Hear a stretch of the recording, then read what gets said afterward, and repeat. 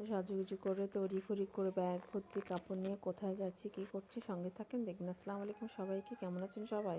হঠাৎ করে মনে হয়েছে ননদের বাসায় যাবো, রাত্রেবেলা হুটহাট করে না জানিয়ে সবাই মিলে বের হয়ে গেলাম ননদের বাসার উদ্দেশ্যে। তারা জানে না যাওয়ার সময় খালি হাতে যাবো, এটা কেমন হয়। মিষ্টি নেওয়ার জন্য রাস্তায় নেমে গেলাম।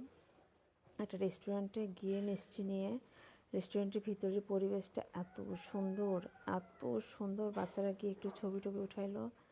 এখানে মাছগুলো এত সুন্দর লাগতেছে দেখতে, কি অপরূপ, খুবই সুন্দর। স্বচ্ছ পানি না তো, রাত্রেবেলায় জন্য তেমনটা একটা বোঝা যাচ্ছে না, কিন্তু দেখতে অদ্ভুত সুন্দর। ভিতরে এত সময় ছিল না, এই জন্য তড়িঘড়ি করে বের হয়ে গেলাম।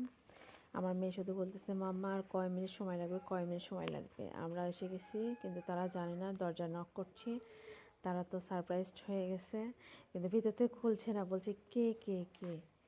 তারপরে আমরা হাসতেছি, হাসার পরে তারা যখন বুঝতে পারলো যে আমরা হাসাহাসি করতেছি, এক পর্যায়ে এসে গেট খুলে দিল আমার ভাগ্নি। দেখেন সবাই মিলে দাঁড়িয়ে আছি আমরা, গেট খুলে দেওয়ার তো সেই সারপ্রাইজ যে এত রাত্রে আমরা আসার সাথে সাথে আমার ননদের হাতের মজা হচ্ছে। আসসালামু আলাইকুম সবাইকে, আজকে ভিডিও এই পর্যন্ত।